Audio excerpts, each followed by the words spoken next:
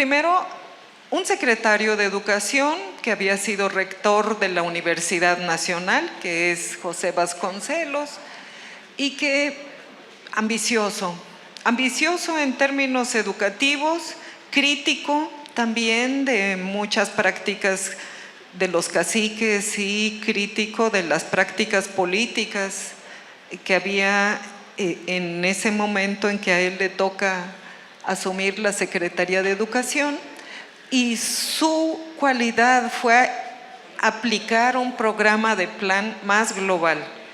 No solamente decir, pues vamos a reactivar la educación primaria, que estaba todo en ruinas después de la guerra revolucionaria. La educación estaba en una crisis tremenda, sino se propone un plan global que sin duda necesitaba modificaciones, ajustes, pero que proponía dos orientaciones capitales. Número uno, logró convencer a todo el país que la revolución le concernía plenamente el tema de la educación. Fíjense cómo después de una guerra puede haber impulsos, pues hasta de fortalecer más los ejércitos, de fortalecer más el tema militar. Y lo que propone Vasconcelos, lo que hay que hacer es escuelas para pacificar al país.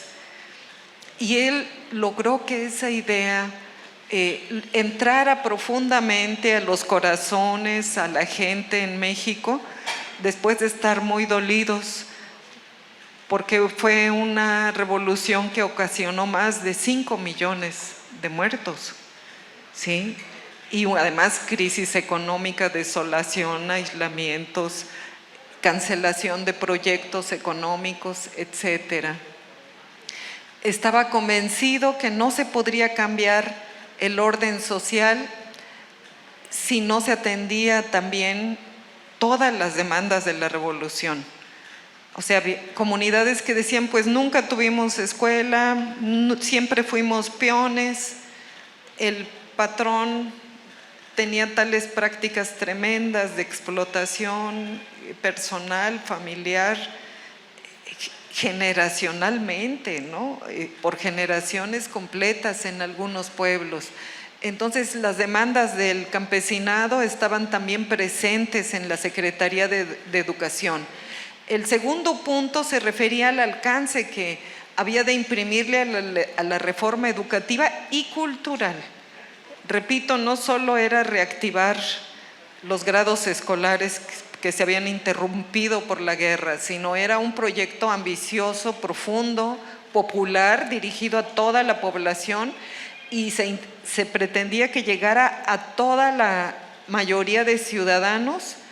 Es decir, no solo reactivar el desastre urbano que había en la educación, sino llegar al campo, a donde nunca habían llegado las escuelas. Durante el porfiriato, ustedes recuerden, el antiguo régimen se propuso el urbanismo y crearon hermosas ciudades. Y bueno, Sonora estuvo gobernando el país de algún modo a través de de sonorenses como Álvaro Obregón y después Plutarco Elías Calles. Entonces, interesante, los sonorenses y el poder, ¿no es cierto? Y la democracia y también la guerra y muchas cosas que me puse a reflexionar mientras preparaba esta charla. Aquí les muestro esta foto donde está el presidente Álvaro Obregón, justo de Guatabampo, ¿no? Donde está actualmente una de sus misiones, y aquí está con su secretario de Educación,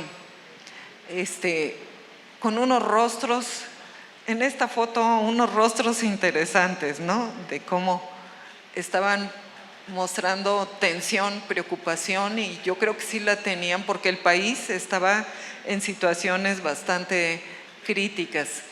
Entonces, estos dos grandes proyectos educativos que pensó Vasconcelos, vamos a empezar con dos proyectos. Fíjense nada más, un proyecto, las casas del pueblo, que eran estas escuelas de puertas abiertas a la comunidad, donde la comunidad por igual, la escuela se tenía que acomodar a los horarios de los peones, de los trabajadores, para adaptarse, porque era además la casa del pueblo. Fíjense qué concepto tan fuerte. Y el otro, las misiones culturales. En ese momento, estoy hablando de que, pues, que cuando entraron no tenían proyecto. El proyecto lo venían haciendo nada más, pues, alfabetizando. Hubo unas cruzadas alfabetizadoras por todo el país, en donde igual lo que decía el secretario, en aquel momento ni era secretario, era rector de la Universidad Nacional, y les dijo a los universitarios: pónganse a alfabetizar, salgan de las aulas y váyanse a educar al pueblo.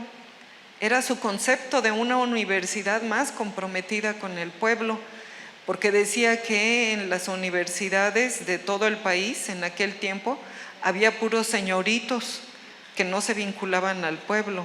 Entonces Vasconcelos les dijo: a alfabetizar, y convocó a todo el mundo a alfabetizar, y algo inédito, invitó a las mujeres.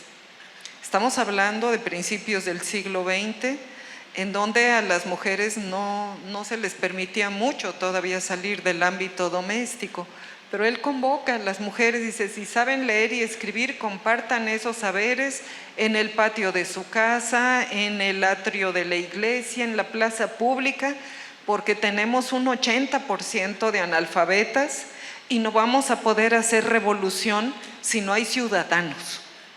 Fíjense nada más qué importante. No podemos avanzar en un país, y yo diría no solo a una primera, segunda, tercera, cuarta o quinta transformación, sin la educación. Porque justamente defender la democracia de un país tiene que ver con una ciudadanía que sepan ejercer el voto, ¿no? En este sentido, decían: ¿qué es lo que heredamos? Peones. Moisés Sáenz decía: México en 1920 era un país de peones que nunca habían tenido autonomía, que nunca habían sido dueños de la tierra. Le tocaba a la escuela rural, a la Secretaría de Educación y a los maestros, y especialmente a los misioneros en aquel momento, que era el proyecto político también más avanzado en términos educativos. Le tocaba generar también ciudadanía, que los campesinos supieran sus derechos sobre la tierra en el contexto de una reforma agraria, que supieran cuál era su relación con el Estado. Primero es este plan global. Segundo, que la educación fuera el medio de pacificación en un contexto de reformas revolucionarias que se querían llevar adelante. Así estaba la Secretaría de Educación que él recibió, en ruinas. Realmente el trabajo que se hace, al mismo tiempo estaban arreglando las oficinas, haciendo misiones culturales, haciendo de todo, ¿no es cierto?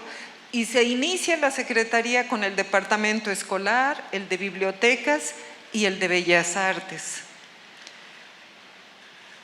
Promueve también el muralismo nacionalista, promueve también un nacionalismo literario, porque fíjense que del porfiriato heredamos sobre todo que no miraban a Latinoamérica, no miraban a Hispanoamérica, sino veían siempre a Europa. Entonces, la mayoría de los autores que circulaban estaban en francés, estaban en alemán, estaban en otros idiomas, en italiano, y los libros nos llegaban de Nueva York, que allá en Nueva York estaban las grandes editoriales, los libros para las escuelas. Fíjense nada más el camino de un libro en la época de Porfirio Díaz. Lo elegía el secretario de Educación, los libros que se iban a leer, se mandaban comprar a Europa, se hacían traducciones al español en España, se imprimían en Nueva York y luego ya nos los vendían y los gobiernos compraban los libros. Entonces, que se haga la revista El Maestro, que era usar las revistas para la actualización pedagógica, el Libro Nacional de Escritura y Lectura, que llegó a haber 1 millón de ejemplares, y por supuesto las lecturas clásicas para niños. En las lecturas clásicas para niños hubo muchas críticas que decían es que eso no se entiende para la gente del campo. Pero decía Vasconcelos, la gente del campo tiene derecho también de leer a Virgilio y a los poetas occidentales y de todo el mundo de la literatura universal. Aparte de que se hagan lecturas rurales, apuntes rurales, libros propios para el campo, también quería que le llegara lo que había escrito Gabriela Mistral, Salvador Novo, Gorostiza, también que le llegaran cuentos y leyendas de España, de Francia, de Alemania, de Italia, de Inglaterra, de la Hispanoamérica precolombina, que se escribiera sobre todos esos temas, y también los jóvenes revolucionarios que en aquel tiempo eran Jaime Torres Bodet, que era incluso su secretario directo de Vasconcelos, García Iscalbalceta, Villaurrutia, Ortiz de Montellano, entre otros, que eran los jóvenes de aquella época que estaban publicando. Y también, fíjense, colocar a las mujeres maestras para que las respetaran. Había muchos pueblos, todavía estamos hablando de los años de la Revolución, ¿no?, en donde no respetaban a las mujeres, ¿no? Después de una guerra era muy difícil colocar nuevamente representaciones de dignificación de los pobres, los campesinos, los obreros, como ciudadanos con derechos. Y eso es justamente lo que se coloca en los murales: a la maestra rural, a los campesinos, a los obreros, como una pedagogía visual de lo que era el nuevo Estado revolucionario.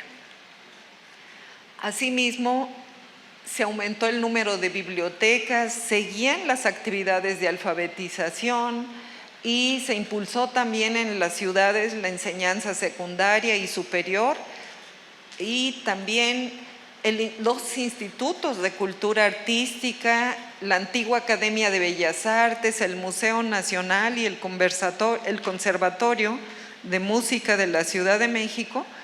Todo eso se recuperó, pero el impulso a la alfabetización fue realmente importante. Y fíjense, Vasconcelos era un hombre moderno. Él se formó en la frontera. Él estudió la primaria, aunque era oaxaqueño, era de Oaxaca. Realmente sus estudios de primaria los hizo entre Campeche y luego estudió la primaria superior también en la frontera. No sé si el nombre exacto de su institución. Entonces él traía también la imagen de contacto que había, de sociabilidad que había en Estados Unidos. Lo mismo Moisés Sáenz, todos estos funcionarios, incluidos los sonorenses que gobernaban al país, tenían una idea de sociabilidad más norteña, más norteamericana, ¿sí? Y con eso se construía lo nuevo. Entre otras cosas, ustedes vean los años 20, las mujeres ya se quitaron aquellas enormes faldas, se cortaron el pelo, están estudiando en las normales, están estudiando en la secundaria, quieren trabajar, quieren votar, quieren divorciarse, porque anteriormente no existía el divorcio, no tenían derechos. Y este es un periodo donde hay como un movimiento feminista en México, así como ahorita lo hay, una ola feminista. En los años 20 también había este movimiento. Vasconcelos entendió, como muchos otros secretarios del mundo, entendió que sin las mujeres no se podía hacer un sistema educativo. Para que ustedes tengan una idea, los sistemas educativos a lo largo del siglo XIX eran totalmente masculinos. Las primeras asociaciones sindicales que diríamos que en el siglo XIX eran mutualistas, eran grupos mutualistas, tenían prohibido el ingreso de las mujeres. Las mujeres enseñaban y practicaban la educación realmente en el patio de su casa por unas monedas, y sobre todo las viudas, y no tenían preparación. En fin, ha sido todo. Yo me dedico a estudiar estos temas, por eso los coloco, porque los conozco. No crean que quiero hacer labor específica o ideológica, sino es lo que arrojan las investigaciones. Entonces, Vasconcelos entendió muy pronto que las mujeres iban a ser sus aliadas para construir esta obra educativa. Sorprendentemente, fíjense, lo que deciden es convertir el proyecto de educación rural, las casas del pueblo y las misiones culturales, en los proyectos más modernos y más valiosos. Fíjense nada más qué interesante. Daban por asentado que había una deuda histórica con el campo y que había que atender las demandas, pero además aprovechar para avanzar hacia un formato más moderno de la educación, avanzar mucho más, y que sería al revés, sería el campo y sería lo rural lo que jalaría al resto del país. Fíjense qué apuesta tan interesante. Y eso también estaba sucediendo en otras partes del mundo. Y tiene sentido, porque el 75% de la población vivía en el medio rural. Y no se podía modernizar un país si no ves cómo está un 75%, ¿no es cierto? Y se requerían acciones enérgicas para atender las condiciones de miseria y abandono de las poblaciones rurales indígenas. Aquí yo quiero comentar que son los inicios de la antropología mexicana. Todavía no había esa disciplina muy desarrollada en México. La iban a estudiar a Nueva York, a la Universidad de Columbia. Muchos de los antropólogos se formaron con Franz Boas, que fueron como los padres de la antropología aquí en México, fueron formados por este antropólogo. Y la idea que tenían entonces de trabajar con los indígenas era incorporarlos. Ellos decían, ellos han estado fuera del resto de la nación, viviendo mundos internos propios. Hay que conectarlos con el proyecto nacional, que hablen el idioma nacional, que se incorporen. Esa era la propuesta. Ahora se llama interculturalidad, ¿no es cierto? Y la interculturalidad implica dialogar con diferentes culturas. Entonces, mucho de lo que se escribía en esta época era también un poquitito violento, porque descalificaba los saberes indígenas con los que habían sobrevivido muchos años los indígenas, ¿no es cierto? Por eso ahora hablamos de interculturalidad como una política que reconoce pues que ellos también tienen civilización, cultura y formas propias de resolver la vida y que deben ser respetadas. Asimismo, para las ciudades, ¿no?, se orientó también todo lo industrial, porque en todo el mundo había que hacer un desarrollo industrial, y ese era un giro de la educación, orientar los intereses de los jóvenes también a que trabajaran en la industria. Eso era central en todo el mundo. Por supuesto, lo que hay que entender es el contexto en que le tocaba trabajar a Vasconcelos y a los maestros y a los misioneros. Todo el occidente de México, como lo pueden ver aquí, se estaba dando la guerra cristera o cristiada, y que recientemente también la han enunciado como utopía campesina. Una guerra que, diría Lorenzo Meyer, innecesaria. No era una guerra necesaria, se pudo haber evitado. Y también Rueda y Ávila dicen una guerra que dejó más de 250,000 muertos, ¿sí? Y por eso algunos historiadores como Meyer dice, pues es como una guerra, fue una guerra un poco innecesaria, ¿no? Se pudo haber evitado, pero no se evitó, no hubo negociaciones fácilmente, hubo prepotencia, no hubo los diálogos bien posicionados, y porque había una oposición al artículo constitucional 130 que limitaba la libertad de cultos, porque había, digamos, el Estado en ese momento, y justamente el presidente Calles, ¿no?, era uno de los más firmes en querer limitar la presencia de tantos sacerdotes extranjeros y de tanto poder de la Iglesia, y entonces hubo una oposición a la Iglesia. La Iglesia dejó de dar servicios religiosos en protesta por la existencia de ese artículo constitucional, y la gente se enojó con el gobierno porque no podían tener sus bautizos, bodas y todos los servicios religiosos porque disminuyeron la presencia de los sacerdotes. Esto se podía haber negociado, esto se podía haber llevado de otras formas, en fin, pero pues no. Y esto en un contexto de que la gente estaba enojada, de que la gente había pasado por una revolución, de que había crisis agrícola, epidemias, sequías. En ese contexto es como se empiezan a dar guerrillas contra el gobierno federal en el periodo del 26 al 29 y posteriormente también en el 32. Entonces, esta es la zona más afectada. Y por otra parte, esto sucedía en un país, levantaron una Secretaría de Educación en un país no pacificado. Es decir, es un país donde había levantamientos armados entre los pro-obregonistas, los pro-callistas. Ahí sí hubo división entre los sonorenses, ¿verdad?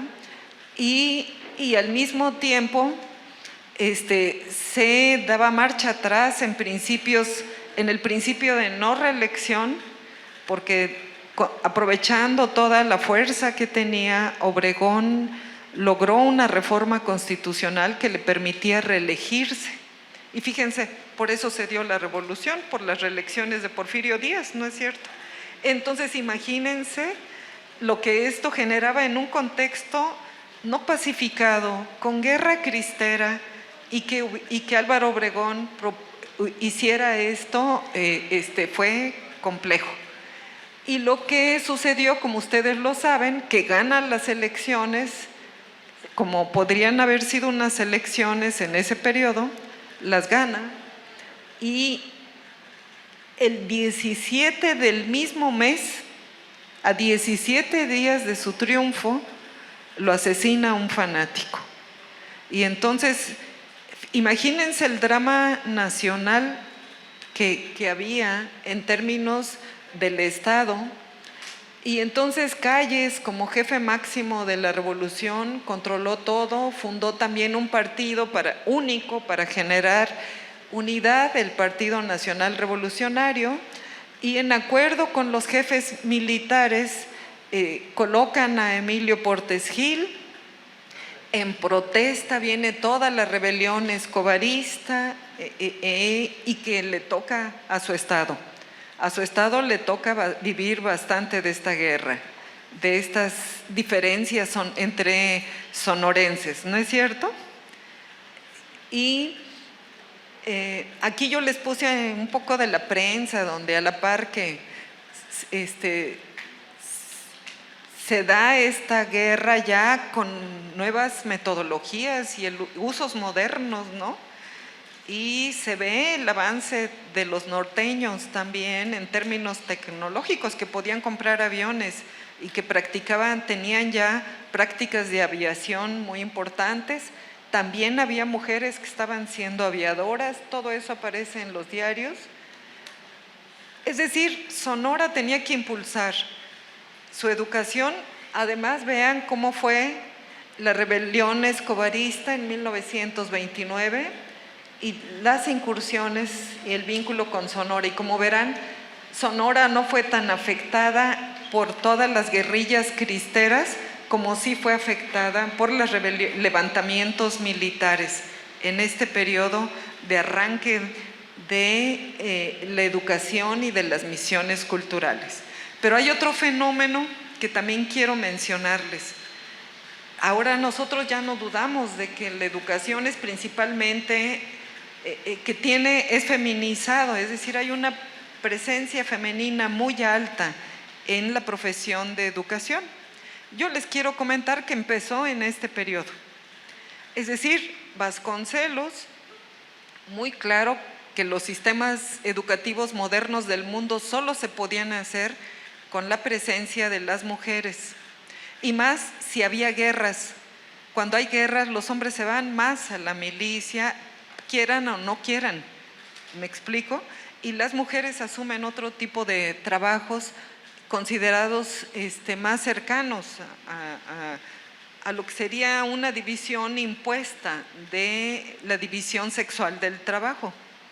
Y en este sentido, miren cómo ya estaba el país, donde ven colores rojos y rosados, la presencia dominante es de mujeres, y en azul vamos a ver la presencia masculina en el magisterio. Yo este mapita y estas gráficas yo las obtuve a partir de revisar 13,000 expedientes de maestras rurales y también los expedientes de los maestros rurales, otros 10,000 más o menos. Entonces, esto es lo que tenemos de información para esos años. Aquí vemos cómo se encontraban ya los estados según la presencia de mujeres. Pueden ver a Sinaloa, ¿no? Sinaloa, la presencia de mujeres y la presencia de los hombres, que tiene que ver con que todavía no se ha pacificado el país, que tiene que ver, y uno se hace preguntas, ¿por qué Oaxaca? Vean, Oaxaca es básicamente un magisterio masculinizado y el Estado de México ya tenía, hasta la fecha, sigue teniendo un gran número de escuelas y de maestros y de maestras principalmente. Y ahí ven a Sonora, aquí está Sonora, ¿sí lo ven? Sonora también ya tenía un cuerpo magisterial feminizado, es decir, estaban presentes las mujeres. Pero uno diría, es una presencia muy moderna de las mujeres. ¿Cómo es la presencia de las mujeres en la educación rural? Estamos hablando de educación rural, no de educación urbana. Las maestras eran básicamente solteras, había viudas porque habíamos pasado por una guerra, un 11% de viudas, es altísimo. En algunos estados también había divorciadas. El Estado de México tenía maestras divorciadas que reportaban que eran divorciadas a la hora de su nombramiento, porque ya desde la Constitución del 17 ya existía la posibilidad de que se divorciaran las mujeres, pero había un 11% de viudas. Ahí ven, un 9% solamente eran casadas y todavía un 8% decía que eran célibes, es decir, que eran vírgenes. Esto se reportaba en los años 20, ¿no? Así estaba el magisterio.